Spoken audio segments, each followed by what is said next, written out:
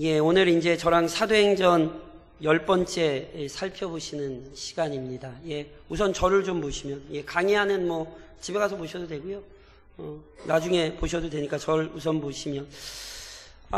저랑 지난 시간에 실은 어떤 내용을 살펴보신 거냐면, 사도행전 3장에 보면 우리가 익히 잘 아는 굉장한 사건이 하나 나왔지요. 베드로와 요한이 제90기도 시간에 성전으로 기도하러 올라가다가 성전 미문에 앉아있던 나면서부터 앉은뱅이였던 나면서부터 못 걷던 자를 어떻게 했지요? 일으켰죠. 그것 때문에 예루살렘이 난리가 났어요. 왜냐하면 이것은 분명히 하나님께서 행하신 일일 게 분명하거든요. 그런데 사람들은 그것이 하나님이 행하셨으니 하나님께 영광을 돌려야 돼, 이렇게 생각을 하는 게 아니라 그 놀라운 사건에만 자꾸 집착을 하는 거예요. 그 사건을 통해 하나님을 보고, 특별히 그게 누구의 이름으로 행해졌어요? 베드로가 뭐라고 얘기했죠? 은과 금은 내게 없거니와 내게 있는 것으로 내게 주노니 나사렛 예수의 이름으로 일어나 걸으라. 그렇죠? 베드로가 했어요? 예수님이 했어요? 왜 베드로냐? 베드로가 했어요? 예수님이 했어요? 예수님이 하신 거죠. 그래서 사람들이 흥분할 때 베드로가 사람들 앞에 서서 그 사건이 도대체 어떻게 일어나는 것인지를 가르친 거예요. 너희가 못 박아 죽인 예수를 하나님이 주와 그리스도가 되게 하셨고, 그가 죽음으로 끝난 것이 아니라 약속되고 부활하고 승천하여 하나님 보좌 우편에 오르사 그가 지금도 권능으로 이 땅을 다스리신다. 사도행전이 이 내용이라니까요. 예수님 부활하고 승천하셔서 더 이상 우리랑 안 계세요? 아니라니까요. 예수님이 이 땅에서 지금도 역사하고 계신다고요. 어떻게? 그의 영 성령을 보내서. 이게 사도행전이에요. 이게 사도행전. 그것을 베드로가 설교를 했죠. 근데 이게 듣기 싫었던 사람들이 있어요. 누구보다 앞장서서 예수를 죽였던 종교 지도자들. 그래서 무슨 일이 일어납니까? 베드로와 요한을 잡아가죠.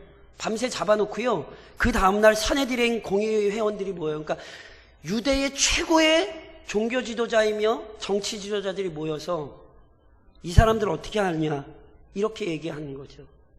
지난 시간에 이미 말씀드렸듯이 교회 역사를 잘 보셔야 돼요. 오순절날 성령이 강림하셔서 교회를 시작시키시자 하나님의 역사를 대적하는 자들도 활발하게 움직였어요. 교회의 역사는 핍박과 박해의 역사라는 사실을 절대로 잊지 마세요. 성령이 강하게 역사하는 곳에 사탄이 강하게 역사해요. 교회 안에 은혜가 한쪽에 쏟아지잖아요. 잘 기억하셔야 돼요. 교회 안에 은혜가 쏟아지면 한쪽에서 반드시 사단 때문에 시험에 드는 성도들이 있어요. 이게 교회의 역사예요. 이게 사도행전이 보여주는 거예요. 그러니 성도들은 깨어 있어야 돼요. 그 은혜의 역사에 동참하는 자가 돼야지 스스로의 생각과 스스로의 욕망을 따라가다 악한 길에 들어서면 안 돼요. 그래서 종교 지도자들이 교회에 대한 박해를 시작하는 거예요. 분명히 베드로의 입에서 뭐라고 얘기했냐면, 이 병자에게 행한 착한 일.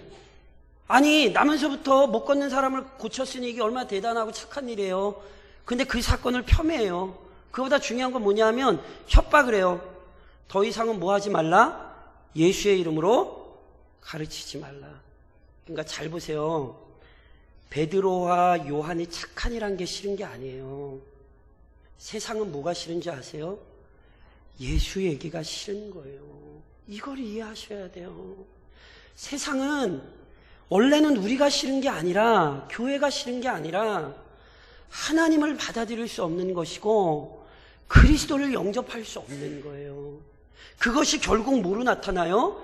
교회에 대한 핍박과 박해로 나타나요. 그래서 이때는요, 초창기이기 때문에 종교 지도자들도 어쩔 수 없어서 그냥 한번 이렇게 풀어줬어요. 더 이상 이 이름으로 가르치지 마.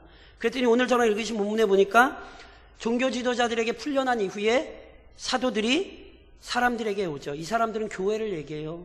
성도들에게 와요. 그래서 성도들에게 어떤 일이 있었는지, 종교 지도자들이 자기들을 어떻게 협박했는지 다 얘기했어요. 그랬더니 보세요. 얼마나 놀라운지 아세요? 아이고, 그럼 우리 그만해야겠네요. 아이고, 이제 우리 조용히 합시다. 우리 어디 딴 데로 갑시다. 아니에요. 그 얘기를 모두 들은 교회가 어떻게 고백을 했어요? 이거 성경에 기록된 대로 이루어진 것입니다. 우리 주님의 역사도 성경에 기록된 대로 이루어진 것이고, 악한 자들이 교회를 핍박하는 것도 성경에 기록된 대로 이루어진 것입니다. 그래서 뭐 했대요?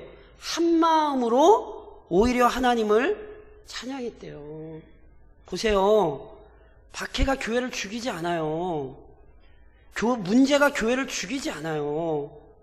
문제 때문에 하나님을 찬양하는 교회가 진짜 교회예요. 자꾸 딴 걸 보니까 하나님이 안 보이니까 불평이 되고 원망이 되고 교회에서 이탈하는 거예요. 초대교회 성도들이 어떻게 했는가를 보시란 말이에요. 오히려 그 문제 때문에 누구를 봐요? 하나님을 봐요. 그리고는 하나님께 기도했어요. 하나님 은혜를 주시되 우리에게 맡기신 이 사명 잘 감당할 수 있게 해달라고. 우리의 모든 행하는 일들이 그리스도의 이름과 능력으로 풍성히 나타날 수 있게 해달라고 오히려 교회는 하나님을 찬양하고 기도했지요. 그때요, 저랑 30절을 한번 좀 읽어보시겠어요?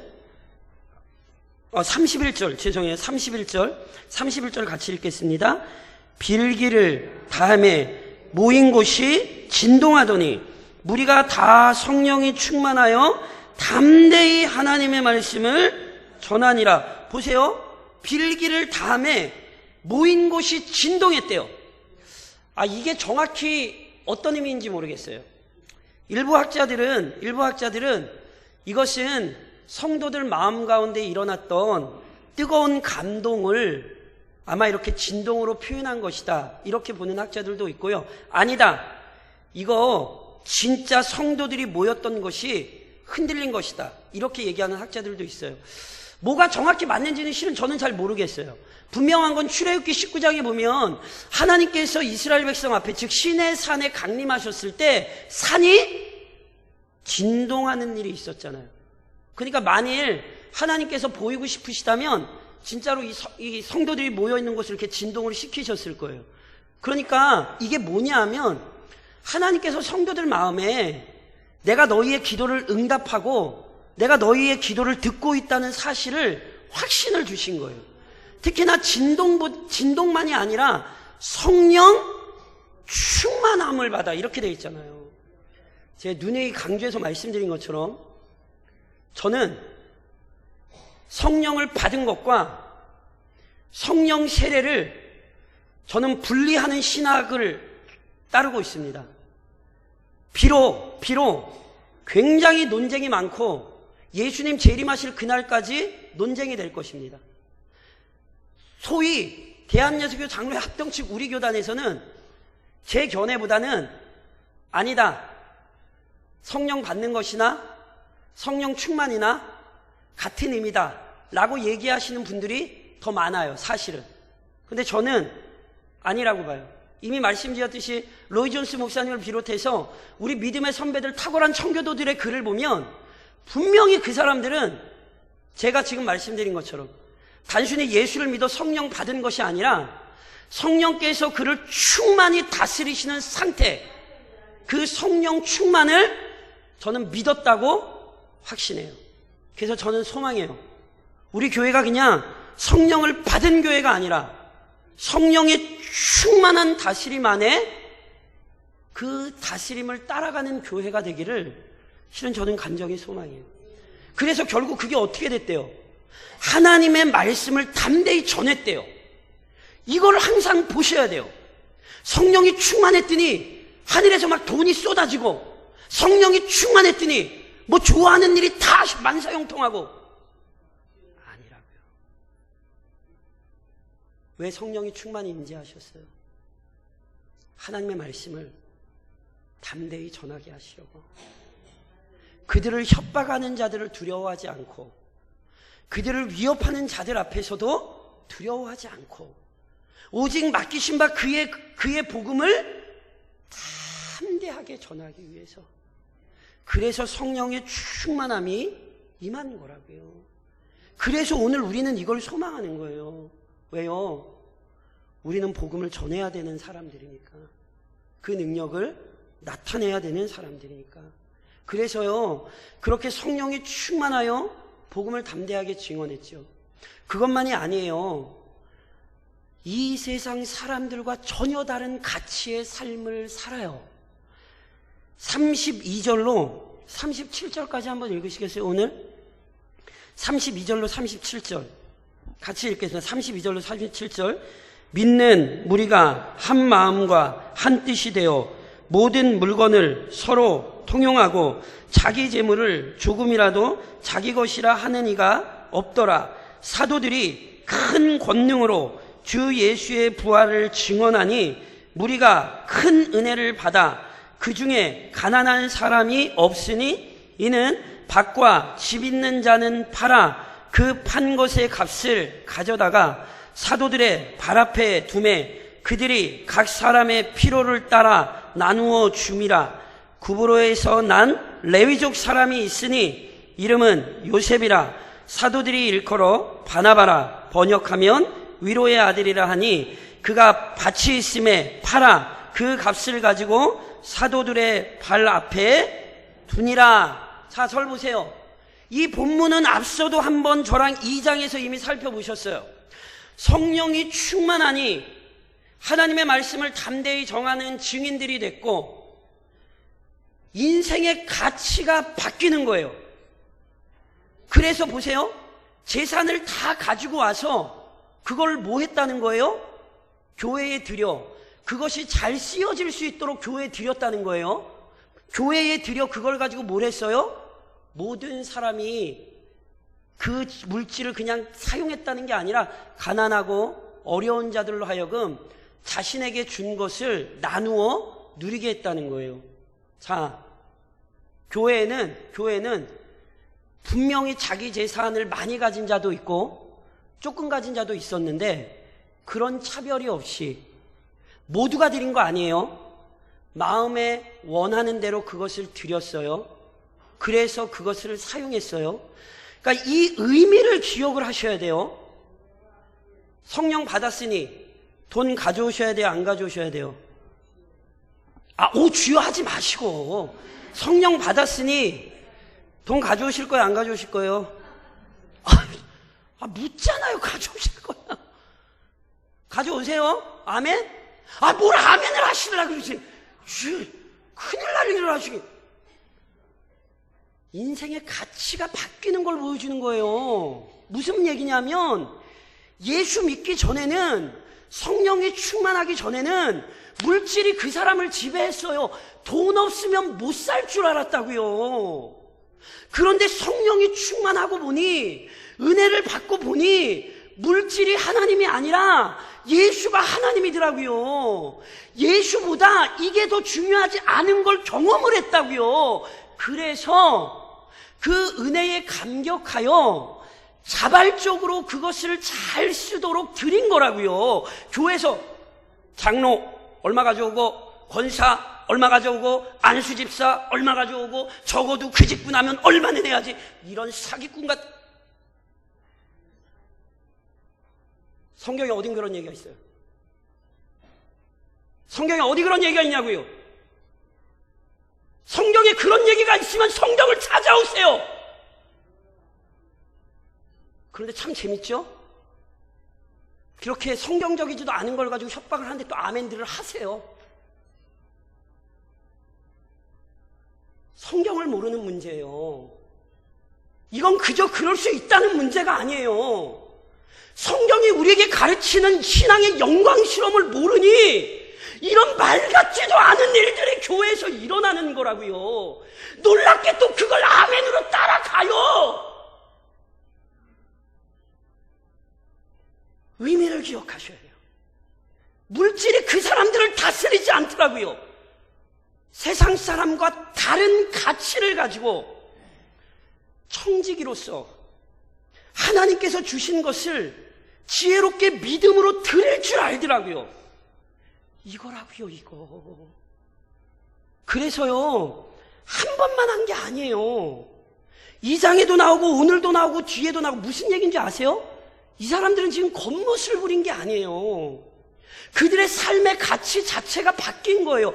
더 이상 세상 것에 집착하지 않고 하늘의 것을 바라보는 사람들이 됐다고요.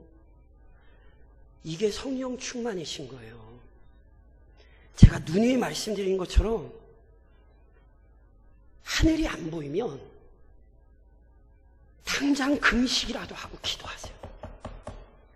영광스러운 하늘이 보이지 않으면 예수 안 믿으시는 거예요. 그거 믿음 아니라고요. 하늘이 보여야 돼요. 하늘이. 그게 문제예요. 그게 문제. 그런데 우리는 자꾸 겉모습을 따라해요. 겉모습. 겉으로 뭐를 얼마를 했고 겉으로 뭘 되게 잘했고. 속지 마시라고요. 특히나 오늘 본문에서 사도들이 무슨 얘기했는지 알아요? 33절에 보면 그리스도의 부활을 증언했어요. 이 땅에서 잘 먹고 잘 살자, 힘을 갖자, 권력을 갖자. 죄송하지만 설교 같지도 않은 그따위 설교하지 않았어요. 부활을 증언했어요. 그랬더니 어떤 일이 있어요? 큰 무리가 큰 은혜를 받아. 은혜는 어디에서 오는지 아세요? 은혜는 말씀에서 오는 거예요. 은혜는 진리에서 오는 것이고 은혜는 참된 복음에서 오는 것이지 이 세상의 욕망을 가르치는 것에서 은혜가 오는 게 아니에요. 오늘 그래서 사도행전을 우리는 깊이 돌아봐야 돼요. 도대체 이 시대의 교회가 성경의 교회와 얼마나 멀어졌는지 우리는 깊이 돌아봐야 돼요. 특별히 그 가운데 본문에 아주 중요한 몇 가지 교리들을 이렇게 좀 설명을 드릴 수 있어요. 우선 사도들은 절대로 복음으로 인해 받는 고난을 부끄러워하거나 피하지 않았어요. 왜요? 핍박을 받는 것은 그리스도께서 이미 알려주신 그리스도인의 삶이고요. 교회가 증인으로서의 사명을 감당하기 위한 여정이에요. 우리 주님이 이 땅에서 계실 때 잘 아시는 산상수훈에서 뭐라고 말씀하셨어요? 나로 말미암아 너희를 욕하고 박해하고 거짓으로 너희를 거슬러 모든 악한 말을 할 때에는 너희에게 복이 있나니 기뻐하고 즐거워하라. 하늘에서 너희의 상이 큽니다. 이 땅에서 우리가 어떻게 살아요? 믿음 때문에 욕먹고 어리석다고 핀잔 듣고 마치 사람이 아닌 것처럼 깔봄을 당하고 우리는 그렇게 살 수 있어요. 그리고 그런 형편에 계셔도 인내하셔야 돼요. 왜냐하면 그게 진짜 믿음의 삶이기 때문에 그래요. 우리는 이 땅에서 호화호식을 누리기 위해 태어난 사람들이 아니고 우리는 이 땅의 것을 취하기 위해 예수를 믿는 사람들이 아니에요. 오늘 성경이 우리에게 보여주는 이 삶을 깊이 기억하셔야 돼요. 특히나 오늘 본문에 보면 교회가 하나님을 대주제라고 표현을 했어요. 대주제. 우리가 잘 쓰는 말이 아니라 좀 낯서시죠. 근데 이 대주제라는 말은 이런 의미예요. 하나님만이 창조주이실 뿐 아니라 그 창조주이신 하나님이 온 세상의 주인이 되셔서 만물을 다스리십니다. 라는 표현이 대주제예요. 창조주이시며 주인이신 하나님. 그러니까 보세요. 하나님이 창조주고 하나님이 주인이라는 고백이 있잖아요. 그러니까요, 교회가 핍박을 받는데도 교회가 뭐 하는 줄 아세요? 하나님을 찬양하고 하나님께 간구하죠. 성도들이 이런 생각을 자꾸 해요. 내 삶이 어려워서, 내 삶이 곤고해서 그래서 신앙생활을 하기가 좀 어렵다고. 조금 삶의 사정이 나아지고 삶의 형편이 나아지면 내가 신앙생활을 좀 열심히 할 텐데 내가 지금 삶의 상황이 막 이것저것 이렇게 복잡해가지고 그래가지고 내가 좀 신앙생활을 좀 제대로 못한다고. 그렇게 생각하시면 안 돼요. 그 틀린 생각이에요. 하나님에 대한 신앙이 무너졌기 때문에 나머지 모든 삶이 무너지는 거예요. 하나님에 대한 신앙이 견고히 서 있으면 나머지 모든 삶의 문제가 해결되는 거예요. 대주제이신 하나님, 그분이 주인이시고 나를 다스리신다는 확신이 있으면 삶의 문제 때문에 신앙이 넘어지는 게 아니에요. 신앙이 제대로 있기 때문에 모든 삶의 어려움과 역경 속에서도 오히려 찬양할 수 있고 오히려 기도할 수 있는 거죠. 이것을 성경이 오늘 우리에게 보여주는 거예요. 그리고 이 모든 내용은요, 성경에서 오는 거예요. 성경에서 오는 거. 제 눈이 말씀드리잖아요. 오늘도 본문에 보면 교회가 사도들의 증언을 듣고는 사도들이 야 우리가 이렇게 당했어 이 얘기를 듣고는 대본에 뭘 떠올리냐면 시편의 말씀을 떠올려요. 시편의 말씀을 떠올리면 뭐라고 고백을 해요? 이미 하나님께서 이 모든 일에 대해 우리에게 가르치셨고 성경이 그 모든 이야기를 우리에게 풀어줬다. 그들이 믿고 의지하는 하나님의 말씀, 그 말씀이 얘기하고 있으니 당황합니까? 당황하지 않습니까? 절대로 당황하지 않아요. 그러니까 보세요. 이미 초대교회가 앞서도 그랬잖아요. 베드로도 그러고 계속해서 설교할 때 뭘 인용을 해요? 구약을 인용하는 걸 저랑 살펴보셨죠? 그러니까 이미 초대교회는 뭘 굳건히 붙들고 있었냐면 구약 성경을 굳건히 붙들고 있었어요. 이게 분명히 하나님의 말씀이고 이 하나님의 말씀대로 된다. 그러니 우리는 이 하나님의 말씀 안에 머물러야 한다. 모든 것을 뭐로 판단했냐면 말씀으로 판단했어요.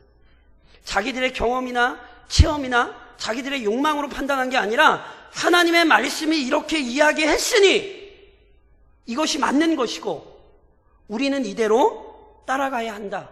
이렇게 얘기했다니까요. 게다가 하나님의 말씀은 예수에 대한 부분만이 아니에요. 오늘 본문에서 분명히 고백하듯이 예수가 고난받을 걸 성경이 예언한 대로 예수가 고난받았고 성경과 예수의 말씀대로 교회가 고난받을 것을 성경이 가르쳤으니 고난받아야 됩니까? 안 받아야 됩니까? 고난받아야 되죠. 그래서 오늘 교회가 어떻게 기도했는가를 보시라니까요. 그러니까 믿음을 근거로 하여 세상에서 힘을 갖게 해달라거나 단순히 우리의 고난을 제거해달라고 기도하지 않았어요. 세속적인 권력을 소유하게 해달라고 기도하지 않았어요. 오히려 뭐라고 기도했어요? 세상이 우리를 막 위협하고 세상이 우리를 막 어렵게 해도 어떻게 하게 해달라고요? 끝까지 묵묵히 이 사명 잘 감당할 수 있는 은혜를 달라고. 이게 교회의 기도여야 된다니까요. 제가 그래서 누누이 이런 말씀 드리잖아요. 저는 개인적으로 이미 많이 말씀드렸어요. 우리 성도들의 기도의 내용이 좀 바뀌셨으면 좋겠어요. 죄송해요. 자꾸 세상의 욕망이 우리의 기도에 좀 안 들어오셨으면 좋겠어요. 세상 사람들이 바랄 만한 동일한 내용이 자꾸 우리의 기도에 포함되지 않으셨으면 좋겠어요. 하나님의 말씀을 제대로 배울 때 우선 뭐가 달라지는지 아세요? 기도가 달라져요. 그래서 제가 말씀드렸잖아요. 그 사람의 기도를 들으면 그 사람의 신앙이 드러나요. 절대로 못 속여요. 그 사람의 기도를 들으면 그 사람이 간절히 열망하고 소망하는 것이 무엇인지 보여요. 그래서 저는 간절히 기도해요. 하나님 우리 성도들의 기도가 좀 바뀌게 해달라고. 정말 성경적인 기도도 있지만 때로는 이게 세상 사람들이 원하는 얘기인지 이게 성경이 약속한 얘기인지 긴가민가 할 때가 있어요. 재직들은 대표로 기도하실 때 그분을 반드시 명심하셔야 돼요. 왜냐하면 대표 기도는 혼자 하는 기도가 아니라 온 성도의 소망을 하나님께 올리는 것이기 때문에 그것은 어떤 개인적인 소망의 표현이 아니라 참된 하나님의 백성 공동체의 열망이기 때문에 그래요. 그래서 진짜 좀 많이 바뀌셨으면 좋겠어요.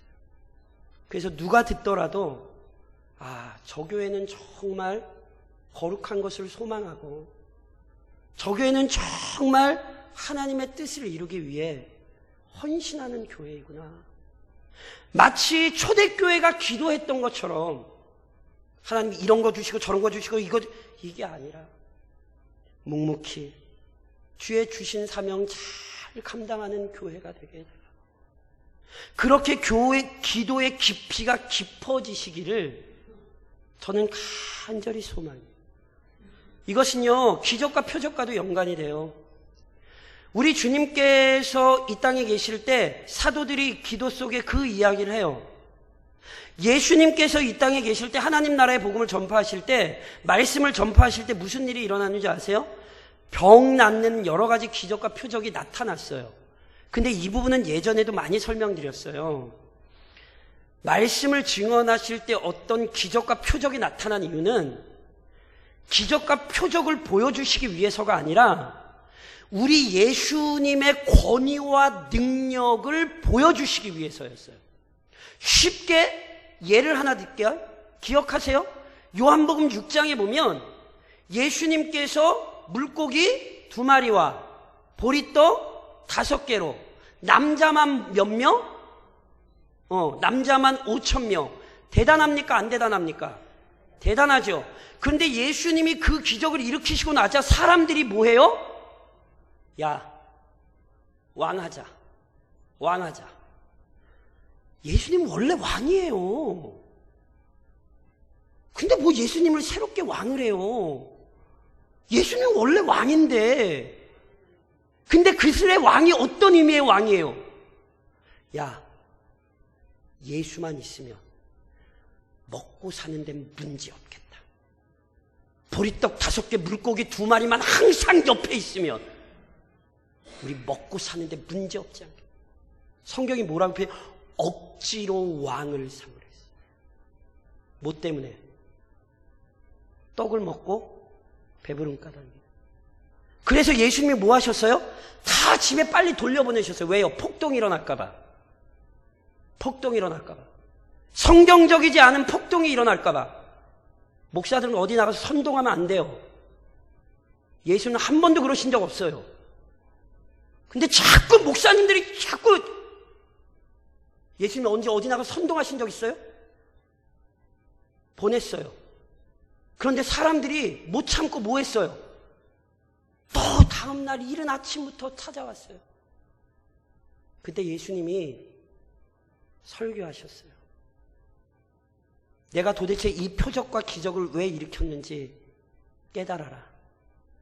나는 너희에게 배부름의 떡을 주려 온 사람이 아니라 내가 하늘에서 내려온 살아있는 떡이니 내 살을 찢고 내 피를 흘려 너희에게 영생을 주려 온 자다.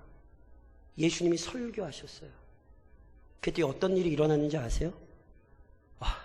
야, 저 말씀 너무 어려서 못 듣겠는데 집에 가자. 떡 준다 그럴 때는 우르르 몰려왔는데 진짜 진리의 말씀을 드리니까 가버렸어요. 예수님이 아주 정확히 말씀하셨죠. 너희가 나를 찾은 까닭은 표적을 본 까닭이 아니에요.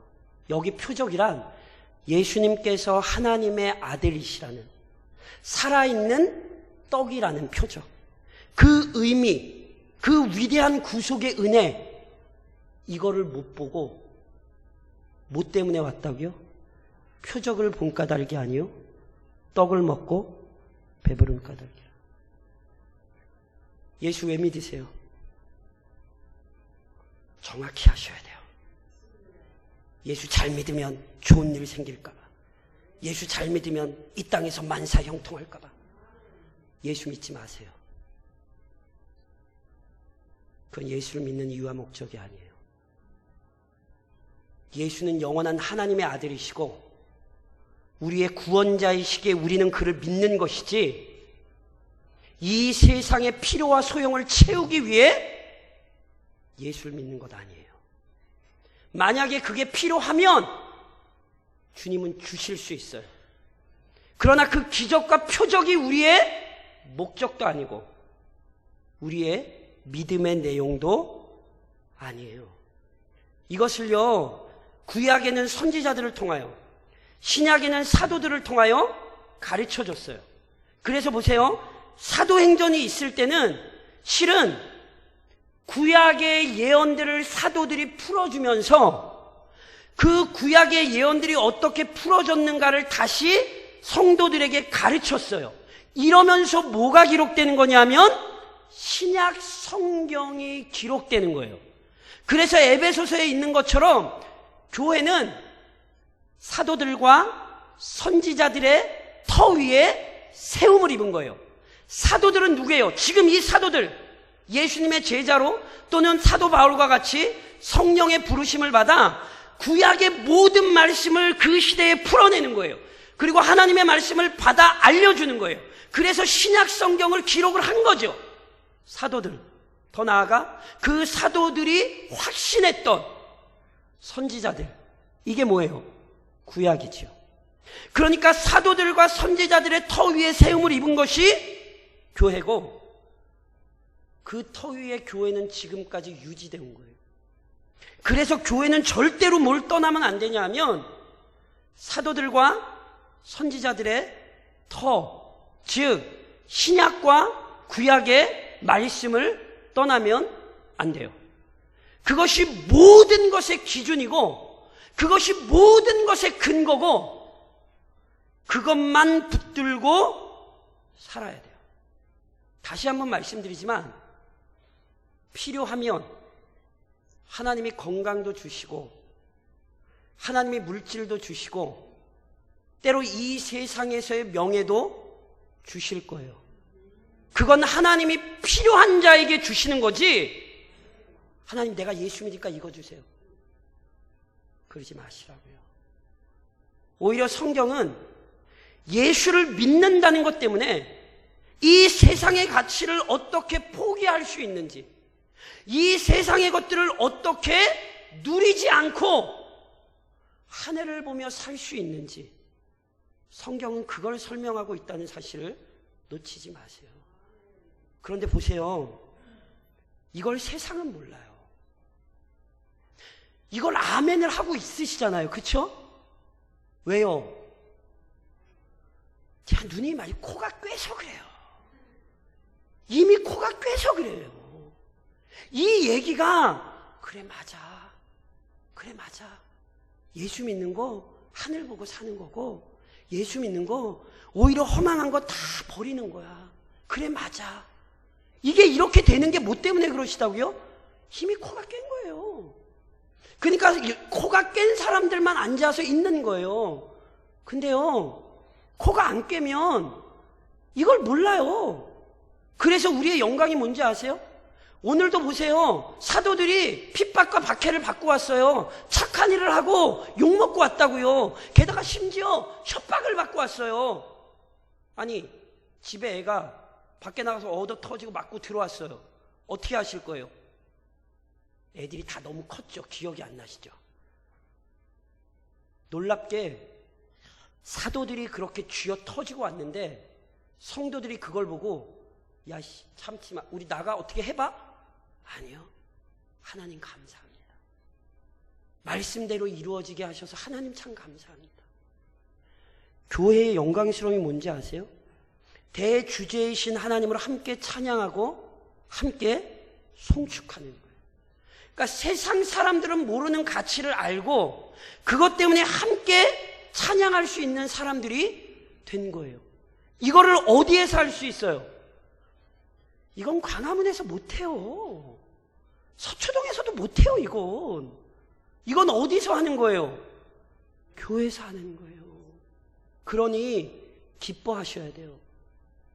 제가 기뻐하셔야 돼요 그러면 좀 기쁜 듯한 얼굴 표정들을 지으셔야죠. 그 인상을 푹푹 쓰면서 그렇게 쳐다보시면 제가 뭐가 됩니까? 이 기쁨은 누구만 알아요? 교회만 알아요. 그러니 이곳에서 함께 하나님을 찬양하고 함께 하나님 앞에 부르짖고 하나님 앞에 몸부림치는 게 얼마나 복된 것인가를 기억하셔야 돼요. 내가 교회의 한 지체로 부름을 받아 그 교회 안에서 함께 하나님을 섬기며 살아가는 영광스러움을 잊지 마시라고요. 더 나아가서 신앙생활에 따르는 불평과 고난을 두려워하지 마시고 피하지도 마세요. 신앙생활 하다 보면 어려운 일들이 많이 있죠. 세상적인 어려움도 있고요. 교회에도 있어요. 신앙생활 안 해보셨어요? 신앙생활 제대로 하려고 그러니 밖에서 어려움이 들어오죠. 예수 좀 열심히 믿어보려고 그랬더니 교회에서 문제가 생기세요, 안 생기세요?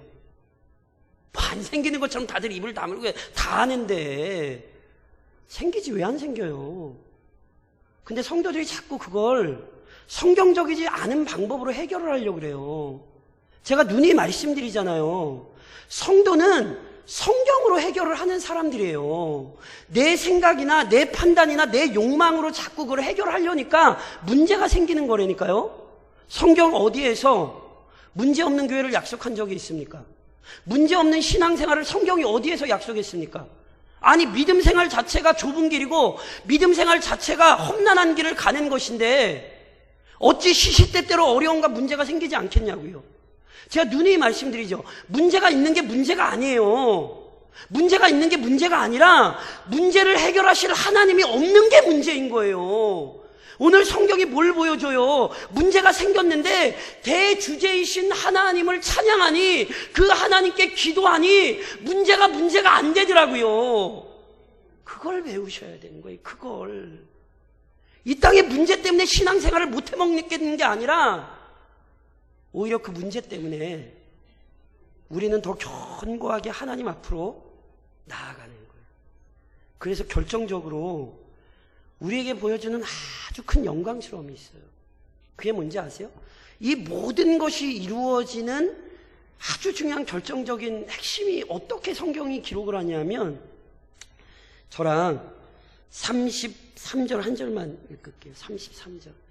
아까 제가 이렇게 말씀드렸죠. 33절 한 절만 다시 한번 읽겠습니다. 33절 같이 시작. 사도들이 큰 권능으로 주 예수의 부활을 증언하니 무리가 큰 은혜를 받아. 사도들이 뭘 전했어요?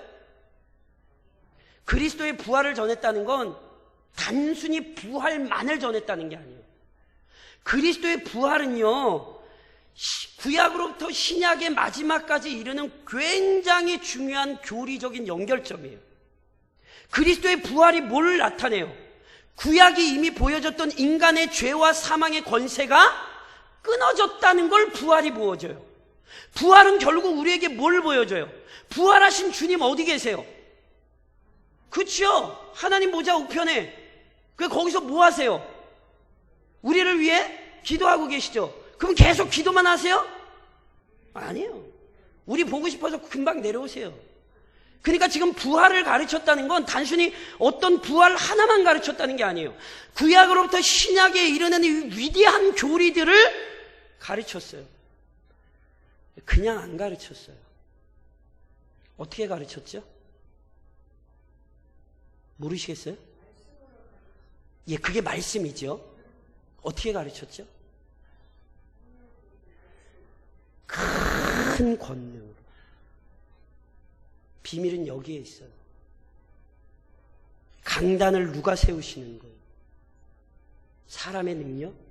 아니에요. 강단의 권위는 성령의 능력으로 나타나는 거예요.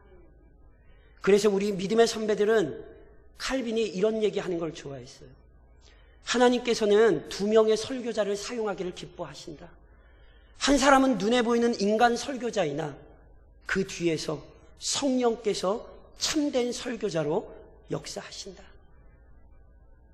교회가 살아나려면 강단이 살아나야 돼요. 근데 그건 사람의 문제가 아니에요. 사도들이 큰 권능을 받아 가르쳤어요. 그때 무리들이 뭐 했어요? 은혜를 받았어요. 보세요. 가르치는데도 권능이 필요하고요, 듣는데도 권능이 필요해요. 성령께서 우리의 마음을 어루만지시지 않으면 그러면 우리 들을 수 없어요.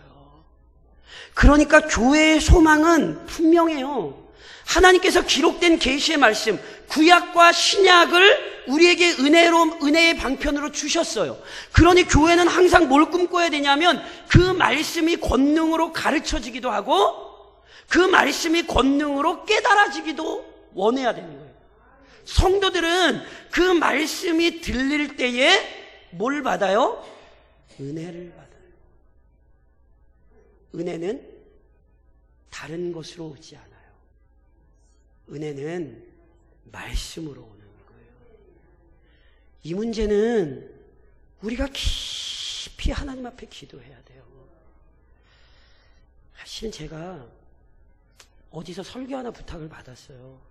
제가 설교해달라고 했는데 제가 원래 목사가 설교 안 해달라고 그러면 안 되는 건데 제가 처음에 전화가 왔을 때 안 한다 그랬어요. 전화하면서 나 말고 딴 분 하시고. 왜냐하면 주제가 좀 그래요. 뭐냐면 거기서 이제 시리즈인 것 같은데 종교개혁의 어떤 것들을 하면서 설교의 개혁, 강단의 개혁에 대해 저한테 설교를 부탁을 하는 거예요. 제가 나이가 몇 살인데 제가 어디 가서 설교를 논하고 강단의 개혁을 논하고 저 아직 그럴 나이가 아니거든요. 그래서 원래 제가 안 한다 그랬는데 진짜로 그래도 목사님 좀 해달라고 그래서 이걸 또 너무 또 그러면 왜냐면 주의 종들은 어찌됐건 말씀을 해달라 그러면 어디든지 가야 되는 건데 제가 말씀드렸잖아요.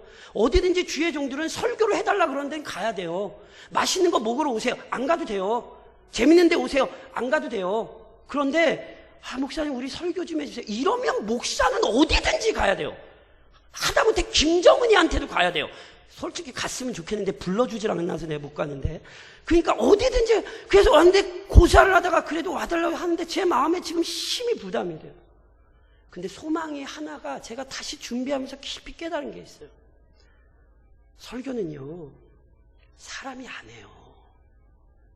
교회 역사를 보니 강단의 개혁이 일어나는 건 사람이 하는 게 아니었어요. 위대하신 성령의 역사가 강단을 변화시키는 거죠. 기도하셔야 돼요. 누굴 위해서? 누굴 위해서? 아니, 한국말로 물어봤으면 한국말로 답변을 하셔야지. 왜 자꾸, 눈에 한국말로 물어보면 한국말로 답변을 하세요. 방언 같은 거 하지 말고. 제가 다시 여쭤볼게요. 그러니 누구를 위해 기도하셔야 돼요? 여러 가지 대답이 나오는데 우선 첫 번째 대답은 저를 위해 기도하셔야 돼요. 저는 아직 너무 어려요. 한때 성경을 안 믿었던 사람이고. 그런데 확신은 있어요. 내가 말씀을 붙들고 있는 한 성령께는 역사하실 거라고. 그리고 소망해요. 성령께서 우리 교회를 사랑하시니 성도들의 귀를 여실 거라고. 목사의 설교가 탁월해서가 아니라 자기 백성을 살리기를 원하시는 하나님의 마음이, 자기 백성이 죽어가는 것을 볼 수 없는 하나님의 역사가 강단을 일으키는 거예요. 이게 초대교회의 역사였고요. 이게 여전히 교회의 역사입니다. 그러므로 사랑하는 성도 여러분, 제발 교회가 뭔지를 잊지 마세요. 교회는 세상 사람들 보기에 좋은 곳이 되는 것이 아니에요. 세상은 도대체 이해할 수 없어요. 왜 모여가지고 저러고 있는지. 그 세상이 알 수 없는 것을 알고 하나님을 찬양하는 공동체예요.